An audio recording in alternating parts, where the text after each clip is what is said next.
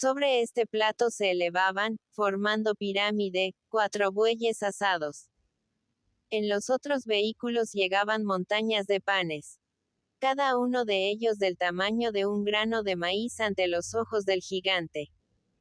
Pirámides de frutas enormes para los pigmeos, pero que venían a ser del volumen de un cañamón, y montones de quesos.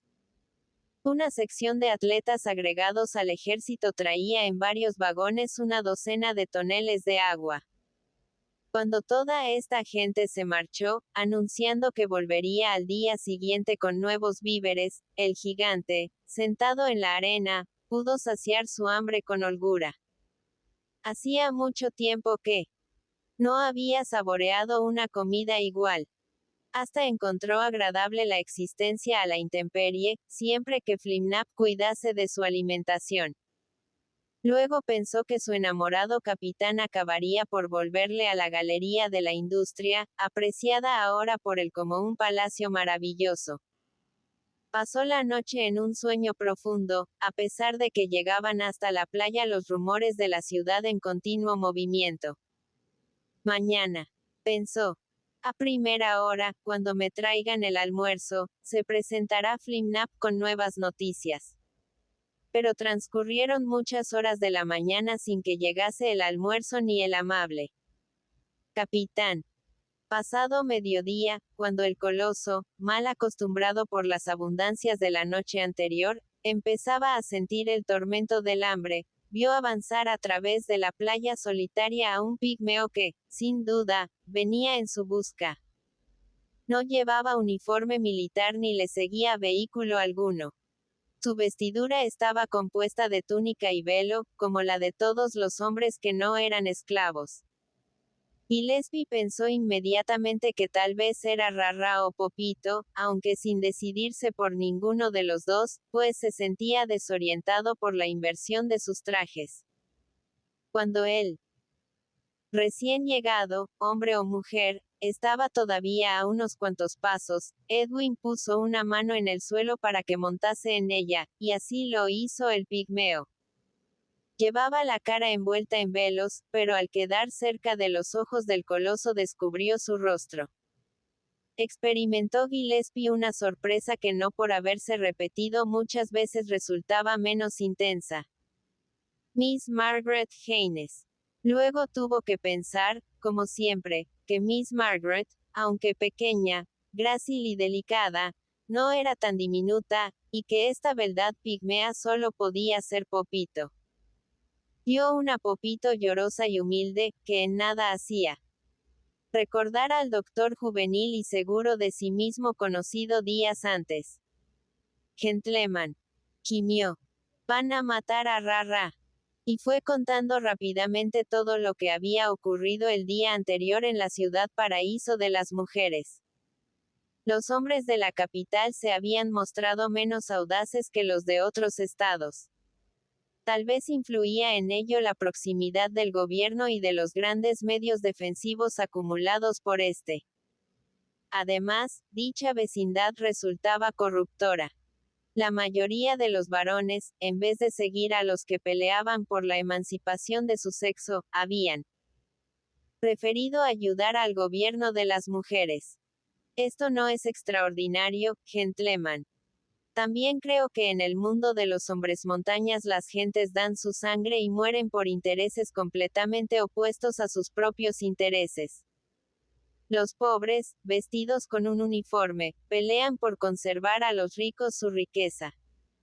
Los soldados, cuando terminan las guerras, viven en la miseria, mientras los que se quedaron tranquilos en sus casas se reparten las cosas conquistadas. Las mujeres ignorantes apoyan a los hombres que se oponen a las reivindicaciones del sexo femenino. Así son los absurdos de la vida. El gigante asintió con un movimiento de cabeza, mientras Popito continuaba su relato. La insurrección había tenido que retrasarse un día, hasta que, al fin, en la mañana anterior, Rara, con unos cuantos miles de esclavos, y llevando como oficiales a muchos jóvenes de los clubs, baronistas, se lanzó al asalto de la universidad para apoderarse de las armas depositadas en el museo histórico. Se creían seguros de obtener la victoria gracias a las máquinas productoras de una coraza vaporosa que neutralizaba el efecto de los rayos negros. Una ligera interrupción ocurrida a última hora en el mecanismo de estas máquinas había ocasionado el retraso del movimiento insurreccional. Pero el gobierno estaba advertido de él, y un batallón de muchachas de la guardia defendía la universidad. Muchas de estas se lanzaron espontáneamente a manejar las armas antiguas, inventadas por los hombres, siguiendo los consejos de un profesor que creía haber adivinado su uso leyendo libros rancios. La mayor parte de los fusiles no funcionaron. En otros se rompieron los cañones, matando a las amazonas que los manejaban. Pero los muy contados que por casualidad pudieron enviar sus proyectiles contra los asaltantes pusieron a estos en dispersión. Además, los hombres, que no habían escuchado nunca el estrépito de las armas de fuego, sufrieron el sobresalto propio de la falta de costumbre. El resto de la guardia atacó a flechazos a los insurrectos tenaces que no querían huir, y Ra-Ra, con muchos de sus oficiales, cayó prisionero. Hoy lo juzgan, gentleman, y es seguro que lo condenarán a muerte. Solo usted puede salvarlo. No desoiga mi ruego.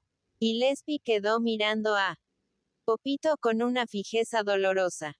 La pobre muchacha gemía, sin apartar de él sus ojos lacrimosos, como si fuese una divinidad en la que ponía todas sus esperanzas. Empezó a sentir la cólera de un celoso al ver que Miss Margaret Haynes se preocupaba tanto de Ra-Ra y lloraba por su suerte. Yo seré su esclava, decía la joven. Pero sálvelo. Que él viva, aunque yo pierda mi libertad para siempre. Luego pensó que Ra-Ra era una reducción de su persona, y esto le hizo encontrar más lógica la conducta de Miss Margaret, o sea de Popito.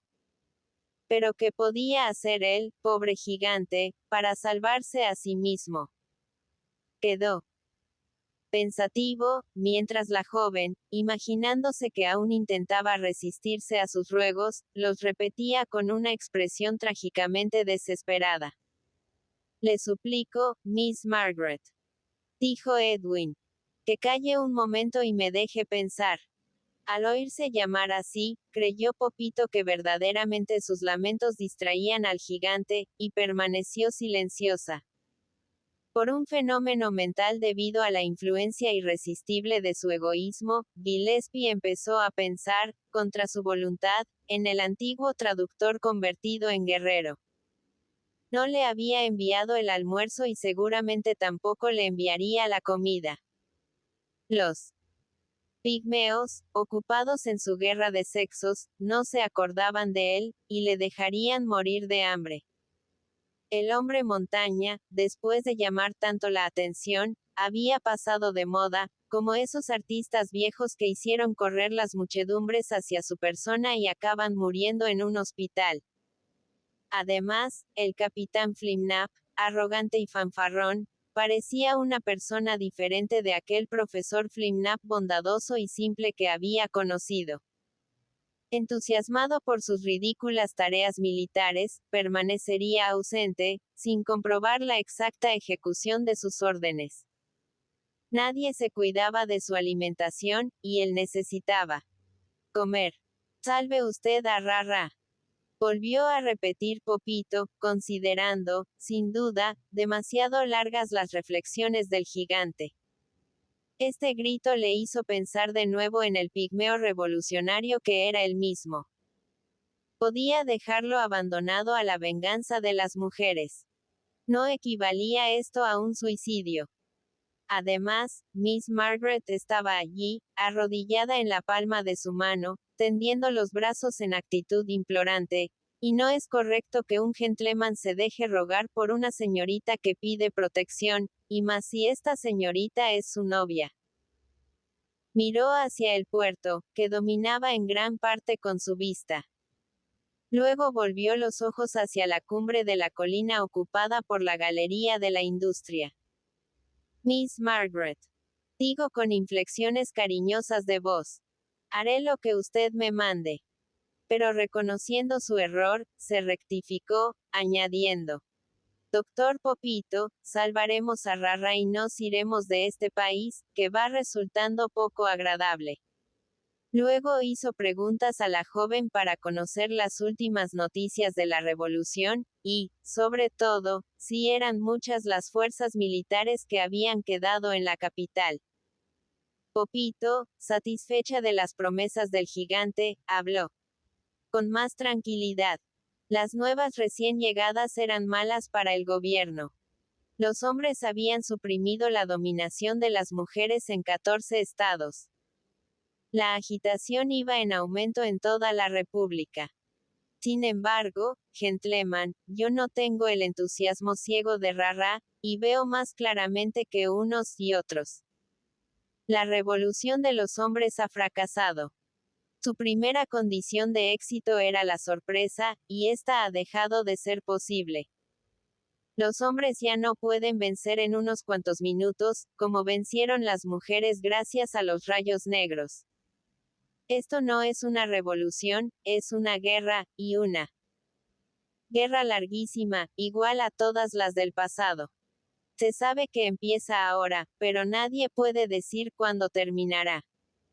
El invento de la coraza vaporosa hecho por los hombres les ha servido para poder utilizar las armas antiguas.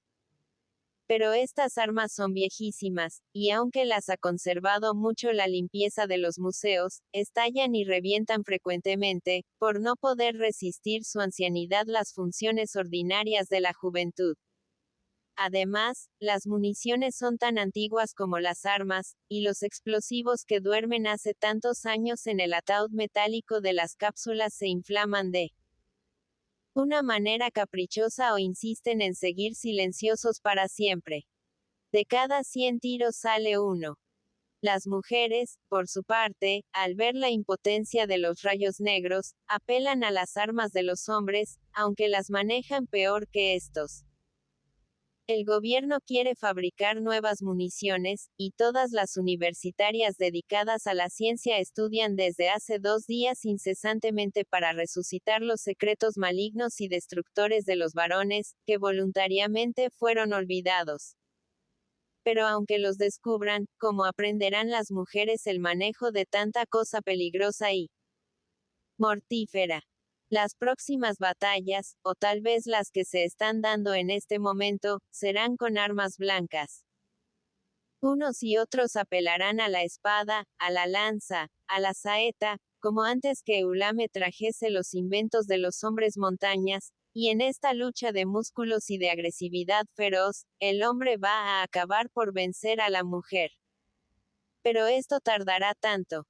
Antes de que la guerra termine serán muchas las víctimas, muchísimas. Entre las primeras figurará Rara, si usted no lo remedia. Y yo moriré. Esto último no podía tolerarlo Edwin Gillespie. Morir usted, Miss Margaret. Digo Popito. Únicamente podría ocurrir una cosa tan absurda después que él hubiese muerto. Sálvelo usted. Insistió la joven. Llévenos lejos de aquí. Este es un país donde no queda sitio para nosotros. De la misma opinión era el gigante. Volvió a mirar en torno de él, y vio la playa desierta. Ni un solo carro de avituallamiento, ni un emisario que le trajese explicaciones acerca de su futura alimentación. Decididamente, le habían olvidado. Gillespie, ruborizándose un poco, empezó a hablar con cierta dificultad, como si abordase un tema algo inconveniente. Miss, los compatriotas de usted me han dejado en un traje poco presentable.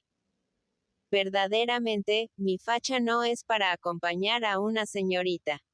Usted va a venir conmigo, y yo no sé dónde meterla, pues las ropas ligeras que me cubren en este momento carecen de bolsillos.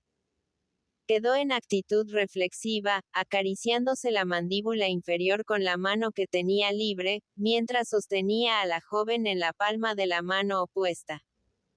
¿Se siente usted capaz de viajar montada en mi cabeza? Popito, a pesar de sus tristes preocupaciones, contestó con una pálida sonrisa. Ella estaba dispuesta a seguir al gigante, arrostrando los mayores peligros, para salvar a Rara. Debía tratarla como a un camarada, sin miramiento alguno. Instálese usted ahí como pueda. Y al decir esto, el gigante levantó su mano derecha, colocándola al nivel de la cúspide de su cráneo. Popito saltó entre los negros matorrales de la cabellera, buscando un lugar a propósito para sentarse. Agárrese con fuerza a un mechón, dijo Gillespie. No tema hacerme daño. Todo lo que venga de usted es para mí una caricia. Después de estas palabras galantes, añadió. Viajará usted un poco sacudida, pero la primera parte de nuestra expedición conviene que sea rápida. Vamos ahora, Miss Margaret, a mi antigua vivienda.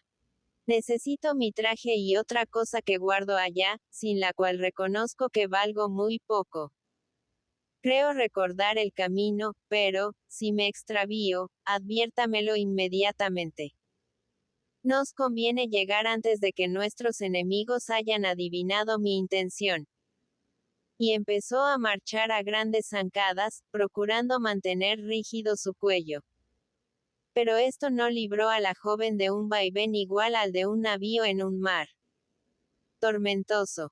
Agarrada a dos mechones de cabellos y contrayendo sus brazos, se defendió de este rudo movimiento, a la vez que seguía con mirada atenta la marcha de su gigantesco portador.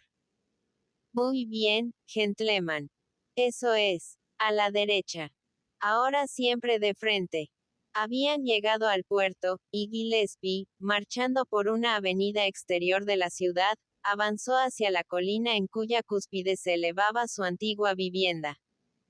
Las gentes del puerto, que estaban ayudando al embarque de material de guerra para las islas amenazadas de sublevación, se esparcieron por las calles gritando la terrible noticia.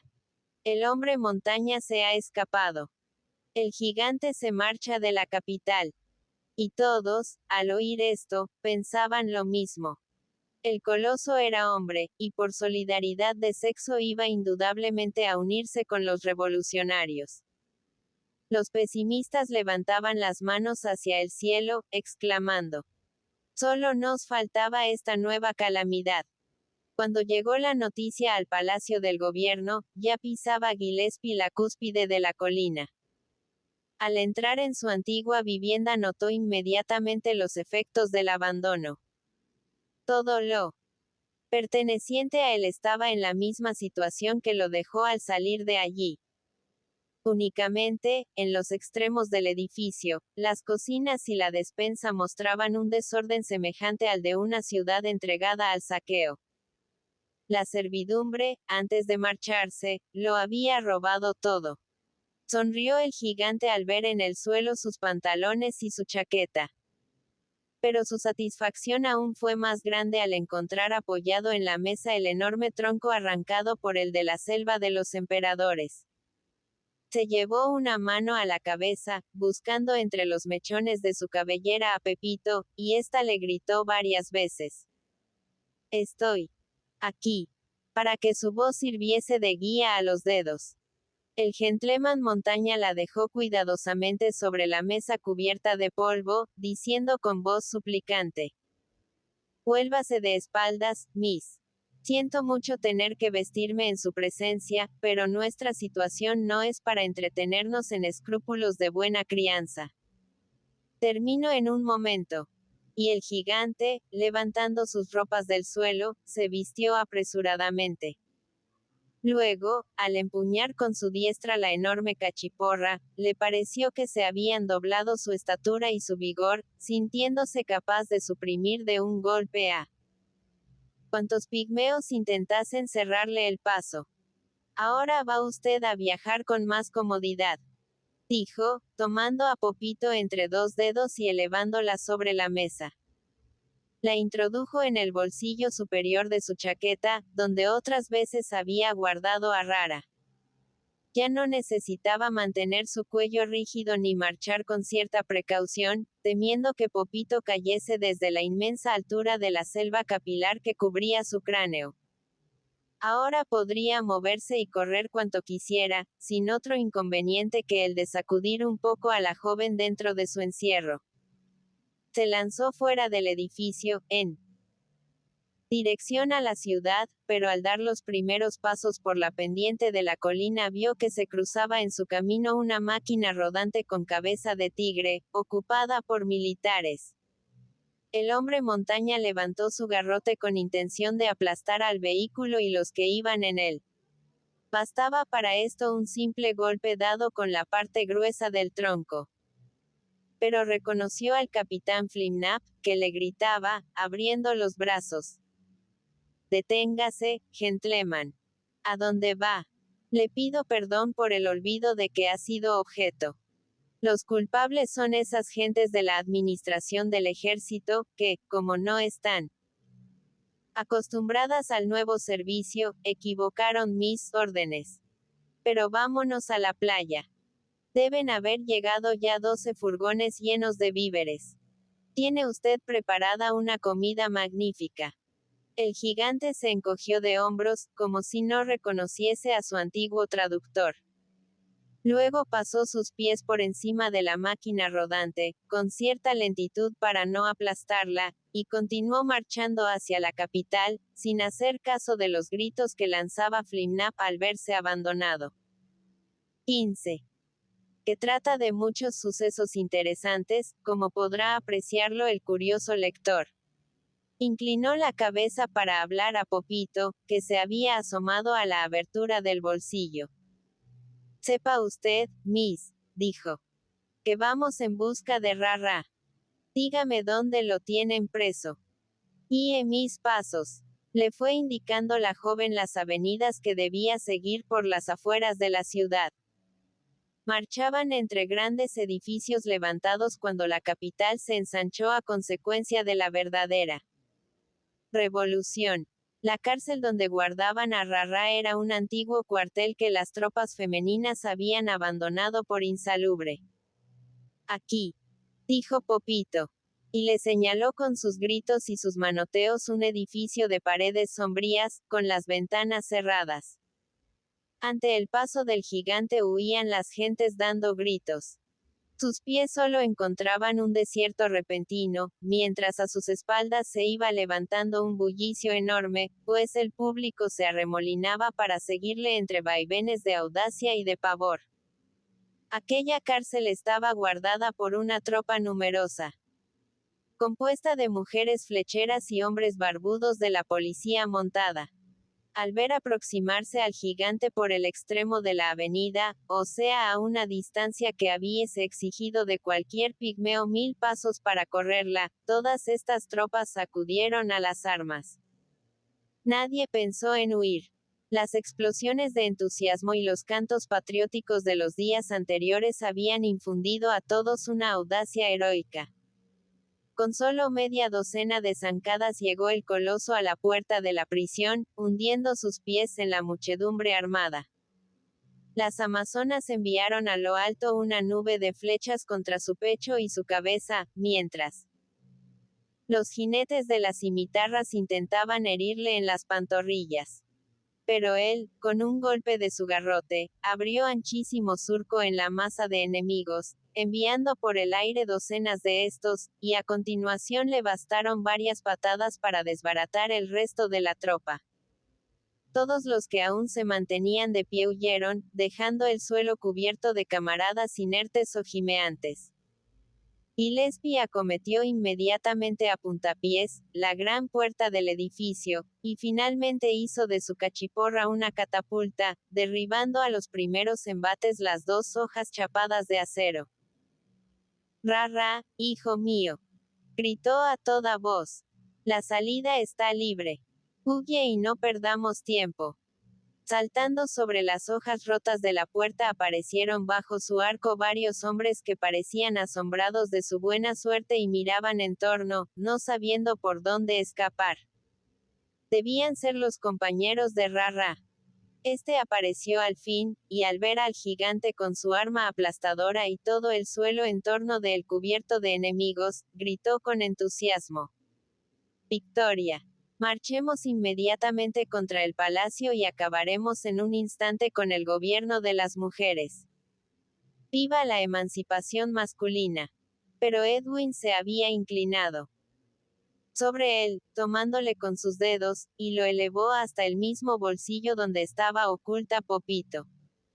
Al hacer este movimiento cayeron de su pecho muchas flechas que habían quedado medio clavadas en el paño de la chaqueta. Lo que vas a hacer, querido Ra-Ra, dijo, es quedarte quietecito dentro de este bolsillo, donde encontrarás una agradable sorpresa. ¿Crees que voy a perder el tiempo mezclándome en esta ridícula guerra entre hombres y mujeres? A callar. Es inútil que protestes, porque no te oiré. Ahora ya no necesito guías. Puedo moverme solo. Y como su estatura le permitía ver por encima de los tejados, se dirigió hacia el puerto por el camino más corto. Ra-Ra, luego de quedar sumido en el fondo del bolsillo, se asomó a su abertura, braceando entre gritos de desesperación. Pero el gigante no quiso escuchar lo que juzgaba protestas políticas del revolucionario y le dio un golpe en la cabeza con uno de sus dedos, enviándolo otra vez al fondo del bolsillo. Llegó Gillespie al puerto, teniendo siempre ante sus pies un ancho espacio de terreno libre de gentío. Todos huían a ambos lados de él, pero era para juntarse luego que había pasado, profiriendo gritos de alarma y amenazas. A la cabeza de esta muchedumbre rodaba el automóvil Tigre de Flimnap. El profesor, puesto de pie sobre el vehículo, iba arengando al gentío. No le hagan daño, decía. Se ha vuelto loco. No puede ser otra cosa. Pero tratándolo con dulzura acabará por someterse. Unos le escuchaban sin hacerle caso. Otros, que habían visto de lejos el exterminio realizado por el gigante ante la cárcel, gritaban venganza. Esta masa enorme y alborotada, sin organización alguna, en la que se confundían militares y civiles, mujeres y hombres, avanzaba cada vez más rápidamente, hasta que se detuvo. De pronto con un movimiento de retroceso que se extendió hasta el centro de la ciudad, esparciendo la alarma en las calles transversales. El gigante se había detenido al llegar al puerto, y la muchedumbre que le seguía se detuvo igualmente. Al ver llegar al hombre montaña huyeron todos los que trabajaban en los muelles trasladando a varios buques mercantes los víveres amontonados para el avituallamiento del ejército y de la flota. El gigante avanzó por uno de estos muelles, anchísimo para los pigmeos, pero en el cual tenía que colocar sus pies con precaución, como si marchase por lo alto de una pared. La muchedumbre lanzó un grito de sorpresa y de rabia al darse cuenta de la dirección que seguía. Junto a este muelle se hallaba anclado el bote que le había traído de su remoto país. El hombre montaña va a escaparse. Gritaron miles de voces. Otros se alegraron de esto, aceptándolo como una solución beneficiosa para el país, ahora que necesitaba concentrar todas sus actividades en la guerra contra los hombres.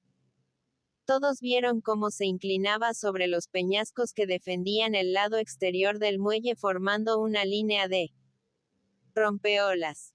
Con una roca en cada mano, levantó la cabeza, mirando en torno de él inquietamente. Desde el principio de su fuga le preocupaban más los ruidos del aire que las agresiones de los enemigos que marchaban sobre la tierra. Una flotilla de máquinas voladoras representaba para él un peligro temible. Sonó un zumbido de avión cerca de sus orejas y se puso en guardia. Pero al ver que solo era una máquina la que flotaba en el aire, sonrió satisfecho. En aquel mismo momento los señores del Consejo Ejecutivo y sus ministros deploraban haber enviado contra los hombres sublevados todas las fuerzas aéreas existentes en la capital, y les ordenaban por medio de ondas atmosféricas que volviesen con toda rapidez para exterminar al gigante. Solo había quedado un aparato volador, algo antiguo, para los servicios extraordinarios, y su tripulación estaba compuesta de señoras maduras, movilizadas por la guerra, que habían permanecido largos años sin ejercer sus habilidades de guerreras del aire. La máquina, que tenía la forma de una paloma, no osó aproximarse mucho al hombre montaña. Los aviadores que le aprisionaron durante su sueño al desembarcar en el país tampoco se habrían atrevido a pasar ahora cerca de su cabeza, como lo hicieron entonces. Había que temer un golpe de aquel árbol que le servía de bastón. Gillespie oyó un silbido, viendo al mismo tiempo ondular en el espacio un serpenteo luminoso semejante a un relámpago blanco. Acababan de arrojar sobre él uno de aquellos cables de platino de los cuales no podía defenderse. Pero echó atrás la cabeza, y el brillante hilo pasó sin tocarle, retorciéndose y doblando su extremo hacia arriba, como una serpiente furiosa. Las matronas de la máquina volante, que veían debajo de ellas a todo el vecindario de la capital admirándolas, como si de su esfuerzo dependiese la suerte de la República, quisieron no marrar su segundo ataque, y para ello hicieron descender la máquina más cerca del gigante, aunque manteniéndola a tal altura que no pudiera alcanzarla con su garrote. El hombre montaña levantó una mano y, antes de que los aviadores lograsen enviar de nuevo su lazo metálico, asestó a la máquina una pedrada certera. El ave mecánica se desplomó herida, flotando algunos momentos sobre la copa azul del puerto, mientras las matronas reservistas se salvaban a nado. Al fin se acostó sobre una de sus aletas, desapareciendo entre los círculos concéntricos que había abierto en el agua. Como Gillespie no veía otros enemigos aéreos, saltó dentro de su bote, lo que produjo en el puerto una enorme ondulación que hizo danzar sobre sus amarras a todos los buques de los pigmeos. Rápidamente, el coloso había amontonado con ambas manos varias rocas de la escollera, arrojándolas en el fondo de su barca. Dio con placer que la marinería de la Escuadra del Sol Naciente había dejado en su embarcación 2 remos antiguos, así como una cesta, una paleta para achicar el agua y otros objetos de menos valor. Todo lo demás, víveres y ropas, se lo habían llevado el primer día de su llegada para exhibirlo ante el gobierno y guardarlo, finalmente, en los arsenales de la ciudad. Lo primero que procuró fue librar el bote de las amarras puestas por los pigmeos. Lamentaba no tener un simple cortaplumas para terminar más pronto, partiendo los cables que lo tenían sujeto. 2 de estos le unían al muelle, atados a 2 troncos de pino que hacían oficio de pilotes. Gillespie, para no perder tiempo desenredando los nudos hechos por la marinería enana, tiró simplemente de estos cables, enormes para los habitantes del país, pero menos gruesos que su dedo meñique. Arrancando los 2 maderos de la tierra en que estaban clavados. Luego se dirigió hacia la proa para levantar las anclas hundidas en el fondo del puerto.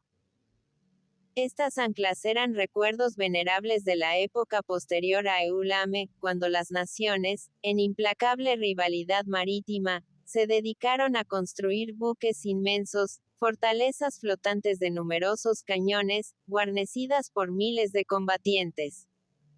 Para Gillespie resultaban de un tamaño considerable, más allá de las proporciones guardadas por las demás cosas de los pigmeos, pues eran tan largas casi como sus piernas. Por esto tuvo que esforzarse mucho para arrancarlas del barro del fondo, subiéndolas hasta el bote. De pronto suspendió su trabajo al oír que le hablaban en inglés desde el muelle. Era Flimnap. Todos sus compatriotas permanecían alejados después de haber visto que el gigante del árbol amenazador sabía igualmente aplastar a sus enemigos a gran distancia, valiéndose de rocas capaces de destruir una casa o un buque. Gritaban contra él, pero se mantenían aglomerados en las bocacalles, prontos a huir, sin atreverse a avanzar al descubierto sobre los muelles. Solo Flimnap, siguiendo los consejos de su amor y seguro de la bondad del gigante, se atrevió a ir hacia él. Gentleman, dijo con voz llorosa, lléveme con usted, ya que su intención es huir para siempre de esta tierra. Piense en mí, se lo suplico. ¿Cómo podré vivir cuando el gentleman montaña se haya marchado para siempre? Pero el gentleman montaña miró sonriendo al grueso capitán y levantó los hombros. Luego le volvió la espalda, empezando a forcejear para subir la segunda ancla. Lléveme. Continuó.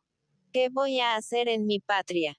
Al ver que usted quiere marcharse, todas mis creencias se han derrumbado. Nada me importa que perezca el gobierno de las mujeres, que triunfen los hombres o que la guerra sea interminable. Lo único que me interesa es mi amor. Además, gentleman, este país me parece inmensamente triste y empiezo a aborrecer a los que lo habitan. Creíamos terminada para siempre la guerra. Era un monstruo de los tiempos remotos que nunca podía resucitar. Y ahora la guerra surge cuando menos lo esperábamos y nadie sabe cuándo acabará. Viviremos esclavos eternamente de nuestra barbarie original, sin que haya educación capaz de modificarnos. Será una mentira el progreso. Estaremos condenados a dar eternas vueltas, lo mismo que una rueda, sin salir jamás del mismo círculo. Pero el coloso no oía sus ruegos ni prestaba atención a las preguntas que iba formulando Flimnap, de acuerdo con sus hábitos de conferencista. Lo que a Gillespie le preocupaba era salir del puerto cuanto antes. Ya tenía fuera del agua la segunda ancla, y empuñó los remos, empezando a bogar de pie y mirando a la proa. Gentleman, lléveme. Gritó el amoroso catedrático con un temblor histérico en la voz y extendiendo sus brazos. Yo no quiero vivir aquí. Tómeme en su navío gigantesco o me arrojo al agua. No supo nunca Gillespie si el enamorado capitán fue capaz de cumplir su amenaza, pues se negó a volver el rostro. Pronto dejó de oír la voz de su antiguo traductor. Remaba tan vigorosamente, que con unas cuantas paladas se colocó en el centro del puerto. De los buques mercantes escapaban en masa las tripulaciones, por creer que el hombre montaña quería tomarlos al abordaje. Pero Gillespie puso su proa hacia el otro lado del puerto, donde estaban los almacenes de víveres para las tropas. Al saltar sobre el muelle, este quedó desierto. Por encima de las techumbres de los almacenes vio un patio donde estaban puestas a secar enormes cantidades de carne convertida en cecina. A puñados arrebató esta reserva alimenticia, arrojándola en el cesto que había sacado del bote. También limpió otro patio de los víveres que guardaba formando montones, y los depositó en el mismo cesto sin ningún orden. Cuando estuvo otra vez en su embarcación notó que los muelles se iban cubriendo de pigmeos. Eran soldados vestidos con vistosos uniformes y que avanzaban denodadamente. Los que tenían arcos disparaban, pero sus flechas caían mucho antes de llegar a donde estaba el gigante, lo que hizo sonreír a este. Despectivamente, no queriendo responder a la agresión. Hubo en la muchedumbre un movimiento de retroceso, y luego se abrió dejando paso a algo que provocaba aclamaciones de entusiasmo. Gillespie, interesado por este movimiento, permaneció de pie en su bote, mirando hacia dicho sitio. Era que el Consejo Ejecutivo, para remedio de la inferioridad agresiva de sus tropas, acababa de enviar varios cañones de los más grandes que se conservaban en el Museo Histórico. Esta artillería gruesa databa de los tiempos de Eulame, y la componían 8 piezas de asedio del tamaño y el calibre de un revólver de marca mayor, de los usados en el mundo de los hombres montañas. Los guerreros femeninos empujaban con entusiasmo estas armas colosales, colgándose de los rayos de sus ruedas para hacerlas avanzar. Momaren, con la cabeza cubierta de vendajes y el aspecto dolorido, marchaba al frente de varios profesores que se imaginaban conocer por sus lecturas el manejo de tales monstruos de acero. Lloró de emoción la muchedumbre al ver que el padre de los maestros, a pesar de hallarse gravemente enfermo, había abandonado su cama para servir a la patria. 3 cañones fueron apuntados contra el gigante. Uno permaneció mudo, por más que los artilleros improvisados se agitaron en torno de él. Otro, al disparar, se acostó de lado por haberse roto una de sus ruedas, aplastando a los que pilló debajo.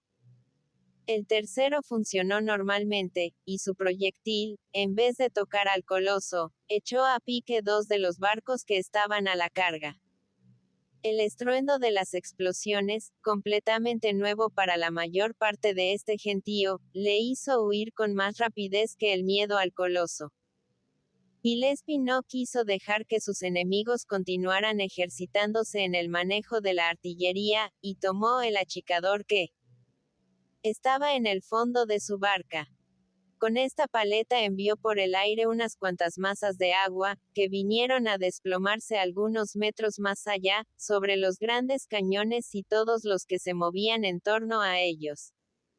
Momaren huyó con sus profesores, perseguido por el enorme diluvio, y hasta las amazonas más dispuestas a morir se refugiaron detrás de las piezas de artillería y de los armones chorreantes. Edwin, empuñando otra vez sus remos, procuró salir rápidamente del puerto. Nada le quedaba que hacer en él. Pero fuera de su boca le salió al encuentro un obstáculo inesperado. La escuadra del Sol Naciente había zarpado días antes, lo mismo que las flotas aéreas, para combatir a los insurrectos, dejando solamente 2 buques a las órdenes del gobierno. Estos buques, mientras Gillespie levantaba sus anclas y saqueaba los almacenes, habían embarcado una parte de sus tripulaciones que se hallaban en tierra con permiso, saliendo del puerto para combatirle, por creer sus capitanes que fuera de él podrían maniobrar mejor contra el barco gigantesco. Reconocían la desigualdad de sus fuerzas al compararlas con el poder ofensivo de este último, pero habían recibido órdenes precisas de los gobernantes. Todos ellos de una ignorancia completa en las cosas del mar, y marchaban al ataque con el heroísmo sombrío del que sabe que va a morir inútilmente. Uno de los navíos se colocó ante el bote de Gillespie, cortándole el camino, al mismo tiempo que le enviaba una nube de pequeños guijarros con sus catapultas. Pero el gigante remó vigorosamente, cayendo sobre él en unos segundos, y lo hizo desaparecer bajo el rudo choque de su proa. En el mismo instante el bote quedó inmovilizado con tal brusquedad, que Edwin casi cayó de espaldas. Miró en torno de él, sin distinguir nada amenazante en el mar, pero sobre una de las bordas de su embarcación vio cómo se movía una especie de hilo de araña. Este filamento había acabado por pegarse a la madera, como si fuese un ser vivo, mientras su extremo opuesto se perdía en la profundidad acuática. Era un cable igual a los de las máquinas aéreas. Gillespie adivinó que el segundo buque se había sumergido y le enviaba desde el fondo sus tentáculos metálicos, animados y prensibles, que parecían poseer la inteligencia de un ser viviente. Varios de estos cables debían estar pegados ya a la quilla de su bote. Otro salió del agua, como una lombriz de nerviosas contracciones, enroscándose en torno a uno de sus remos. Iba a quedar allí, prisionero del buque invisible, no más grande que un juguete, el cual lentamente tiraría de él hacia el interior del puerto, o le retendría inmovilizado, esperando que llegase la flota, avisada por las comunicaciones atmosféricas. Por primera vez en toda la tarde sintió el coloso la angustia del peligro. Este adversario resultaba más temible que todas las muchedumbres aporreadas y perseguidas por él en las calles de la capital. Cuando se consideraba libre para siempre de los pigmeos, era su prisionero y solo podía esperar la muerte. Asomó cautelosamente su cabeza por las bordas de la embarcación, pronto a retirarla antes de que un nuevo cable viniera a enroscarse en su cuello. Siguiendo la dirección de los filamentos hundidos en el agua, creyó ver un objeto negro que flotaba a pocos metros de la superficie. Agarró una piedra, arrojándola en el mar con una fuerza que hizo surgir chorros de espuma. Pero en vez de obtener su deseo, un nuevo cable se elevó amenazante sobre las aguas. Arrojó otra piedra, y luego otra, persiguiendo de este modo al terrible pez mecánico que daba vueltas en torno a su bote. Sintió un escalofrío de angustia al darse cuenta de que solo le quedaba un pedazo de roca como último proyectil, y lo arrojó con toda la fuerza de su desesperación, casi sin mirar, confiándose al instinto y a la suerte. Se obscureció el agua con una dilatación negra, como si se hubiese roto en sus entrañas una gran bolsa repleta de tinta. Subieron a la superficie densas burbujas de gases, que estallaron con un estrépito hediondo, y todos los cables se soltaron a la vez, cayendo inertes, como los segmentos de una serpiente. Partida, como los tentáculos de un pulpo desgarrado. Libre ya de este obstáculo, Gillespie volvió a empuñar los remos, avanzando por unas aguas que la marina pigmea rehuía el frecuentar. Puso la proa hacia la barrera de rocas y espumas, obra de los dioses, que limitaba el mundo conocido. Después de una hora de violento ejercicio, Gillespie, cubierto de sudor, necesitó despojarse de la chaqueta. Todavía pendían de su tejido muchas flechas, que le recordaron su primer choque con los soldados de la República Femenina. La vista de ellas evocó en su memoria a los dos compañeros de viaje, completamente olvidados hasta entonces.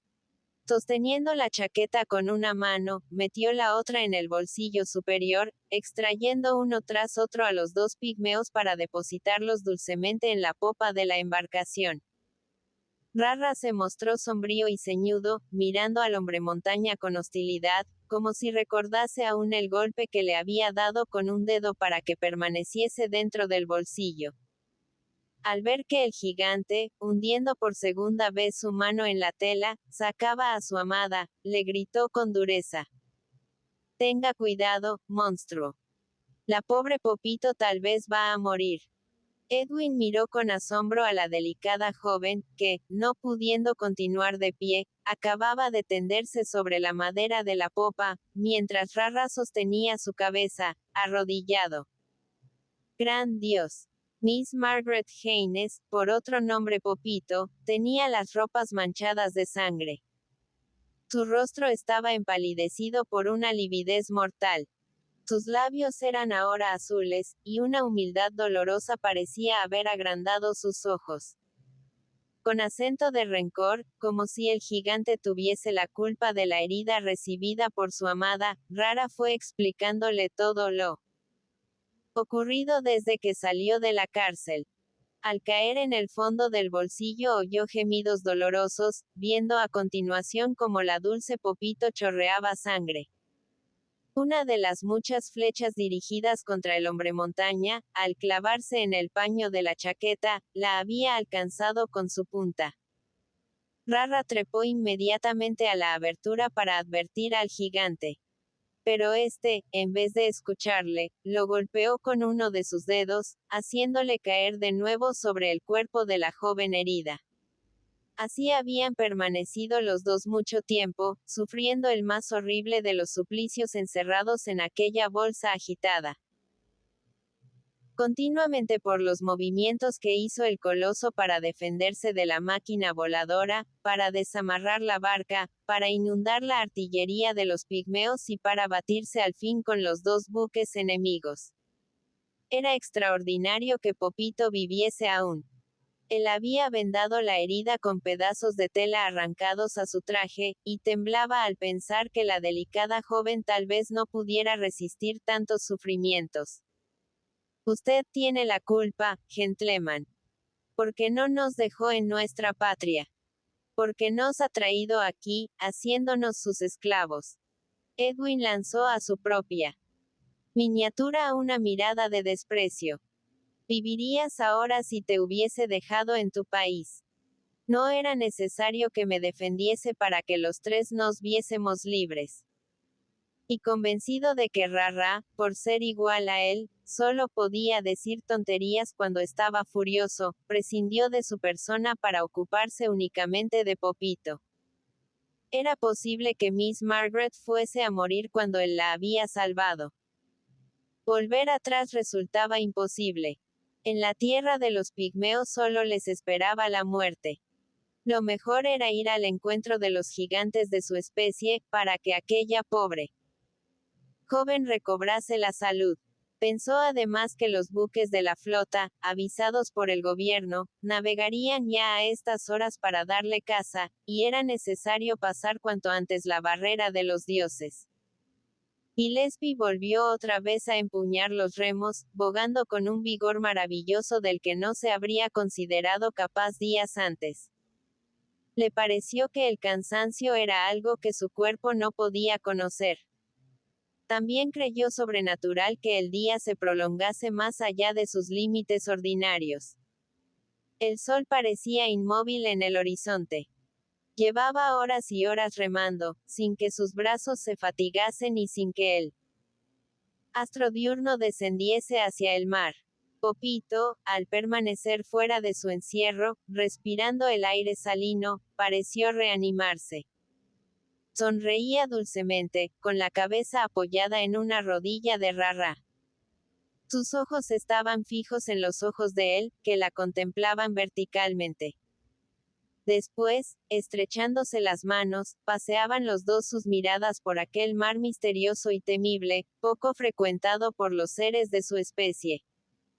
Pasaron junto a una roca cubierta de plantas marítimas, en la que Gillespie solo hubiera podido dar unos 20 pasos. Aquí está sepultado mi glorioso abuelo, dijo Rara.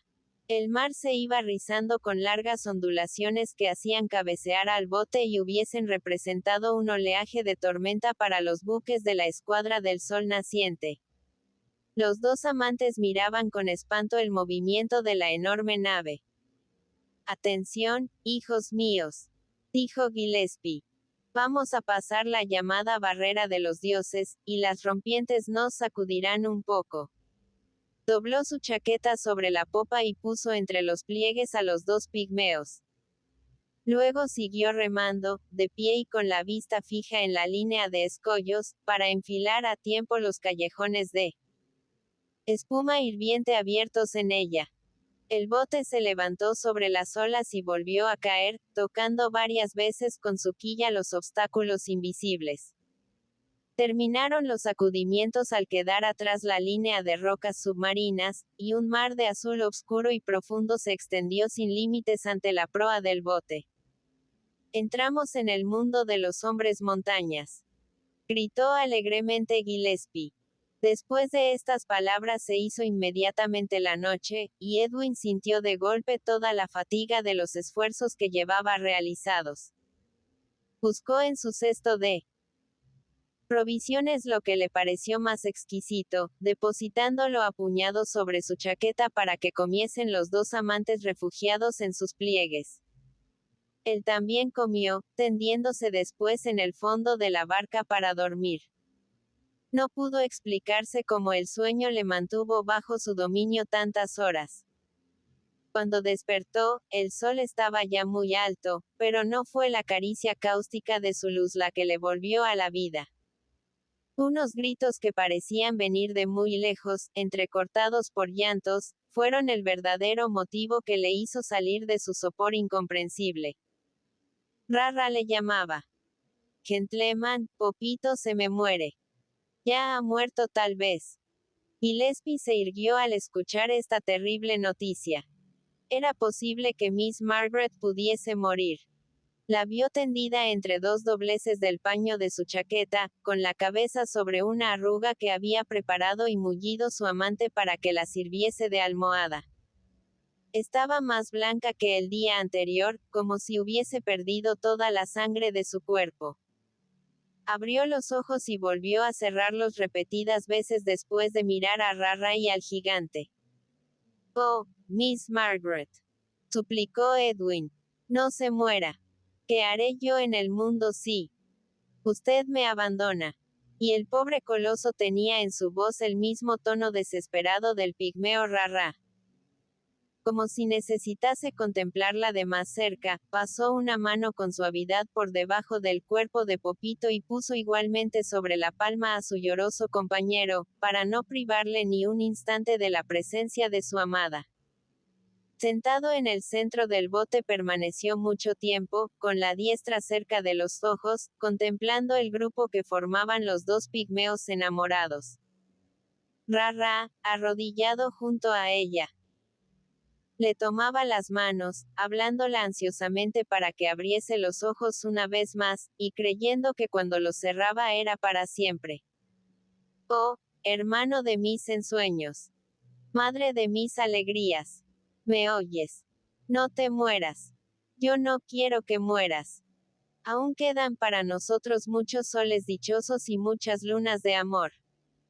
El gentleman montaña nos llevará a su país, y las esposas de los gigantes sentirán asombro al verte tan hermosa. Para las reinas de aquellas tierras será una gloria llevarte dormida sobre su pecho, pues no hay joya que pueda compararse en hermosura. Contigo. ¿Me oyes? Sí. ¿Me oyes?» Y el gigante, con su bronca voz, se unía a este lamento acariciador, repitiendo monótonamente: «No se muera usted, Miss Margaret. No se muera». De pronto Rara lanzó un chillido casi femenil. «No me contesta. Ha muerto. Ha muerto». Así era. Hacía mucho tiempo que él hablaba, sin que la joven pareciese oírle. Su última sonrisa se había inmovilizado, convirtiéndose en una mueca fría y lúgubre. Rara levantó uno de los brazos de su amada, y el brazo volvió a caer con la inercia de la muerte. Entreabrió sus párpados, y solo pudo encontrar un globo vidrioso y empañado, del que había huido toda luz. «Ha muerto, gentleman», gritó llorando como un niño. Y el gentleman permanecía cabizbajo, mirando fijamente su mano, en cuya palma acababa de desarrollarse la tragedia amorosa de su propia vida. Pasó mucho tiempo. Mucho. Rara, tendido junto al cadáver y abrazado a él, lloraba y lloraba incesantemente.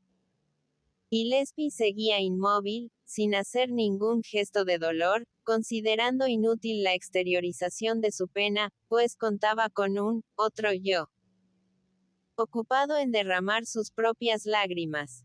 A la caída de la tarde, un fuerte deseo de actividad hizo salir a Edwin de esta inercia. Un gentleman debe al cadáver de la mujer amada algo más que una dolorosa contemplación. Pensó en los cementerios de su América, verdes, rumorosos, abundantes en flores y mariposas, verdaderos jardines que sirven de lugar de cita a los enamorados y asoman sus tumbas entre frescas arboledas al borde de riachuelos que se deslizan bajo puentes rústicos. De estar allá, construiría en uno de estos paseos, que con su sonrisa primaveral parecen burlarse del miedo a la muerte, un gracioso monumento para depositar a Popito, y la visitaría todas las tardes llevándola un ramo de flores. Pero aquí, en medio del mar, tan lejos de las tierras habitadas por los hombres de su especie, creyó ver que el adorable cuerpo de Miss Margaret empezaba a descomponerse. Tal vez era ilusión de sus ojos, pero el mármol de su palidez parecía haber tomado un tono verdinegro, con estrías que denunciaban la podredumbre interior. Resultaba preferible no presenciar la desagregación material y desesperante de este cuerpo adorado. Además, su deber era darle sepultura inmediata en él. mar, ya que no podía hacerlo en tierra. Tomó a un mismo tiempo con sus dedos el cadáver de Popito y el cuerpo de Rara, depositándolos de nuevo sobre la chaqueta. Luego hizo una rebusca entre los objetos amontonados en la barca después del registro realizado por la marinería de la Escuadra del Sol Naciente, y encontró una pequeña caja de cigarros que él había tomado en su camarote al ocurrir la voladura del paquebote. Los pigmeos la habían dejado vacía después de llevarse las 6 columnas de hierba prensada, obscura y picante que contenía su interior, tan altas como sus cuerpos. Esta caja iba a ser el féretro de la dulce Popito. Empezaba a ponerse el sol, cuando Gillespie pasó a la popa con la cajita en su diestra. Rara, como si presintiese el peligro, se puso de pie, y al fijarse en la mano del gigante adivinó su intención, gritando con voz desesperada. No quiero. No quiero. Luego, comprendiendo que su resistencia resultaría inútil ante las fuerzas del coloso, apeló a la súplica. Déjela aquí, gentleman. ¿Por qué me la arrebata? Esa tumba que quiere darle es tan enorme, es tan fría. Usted es bueno, gentleman. Usted me ha protegido.